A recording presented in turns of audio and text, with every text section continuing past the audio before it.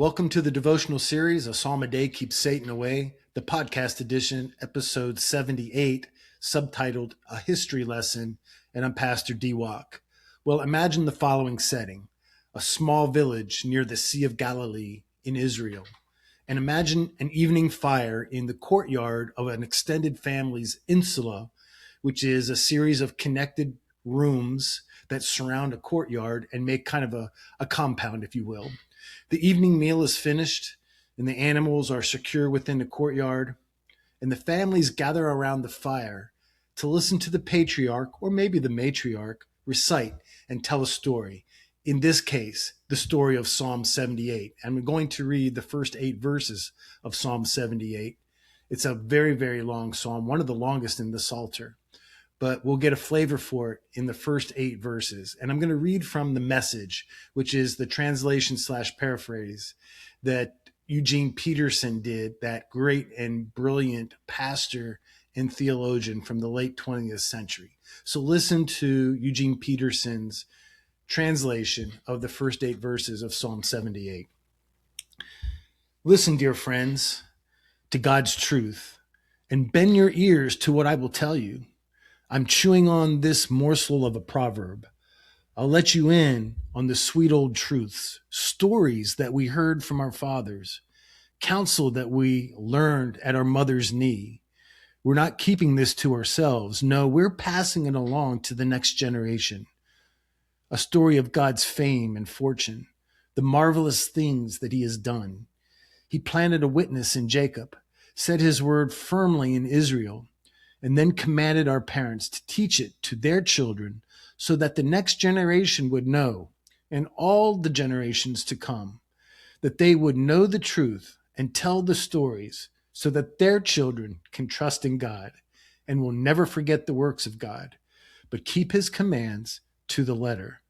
Heaven forbid that they should be like their parents, bullheaded and bad, and a fickle and faithless bunch who never stayed true to God. Psalm 78, verses 1 through 8.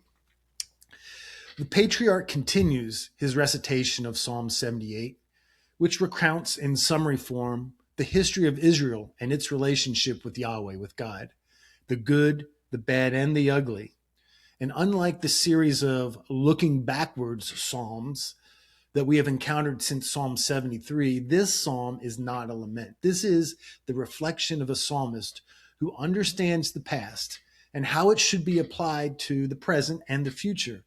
And he does so without emotional angst about what is happening to him and his people in the present.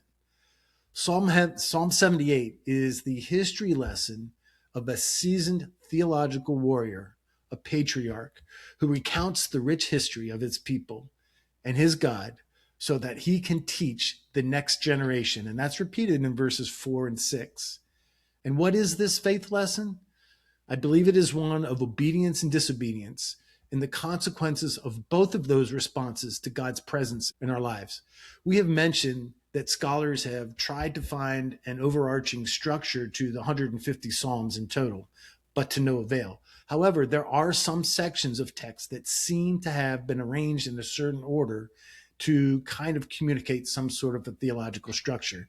And I think the looking back Psalms that started with Psalm 73 seems to be one of those sections. Each Psalm adds some sort of clarity on how we should treat our collective faith history and our collective relationship with God. These Psalms exhort us to reflect on our past, but not to dwell on our past.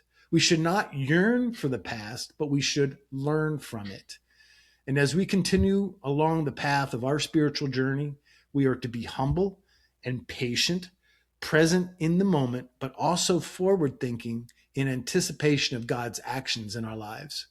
And as demonstrated by today's history lesson, to do it in obedience with the words and commands of the Holy One. Now, all of this is no easy task. As I have said so many times before, the life of faith ain't for the faint of heart. But praise be to God that we live the life of faith in the midst of an eternal community of fellow sojourners, past, present, and future, and in the presence and the power of the one who was and is to come.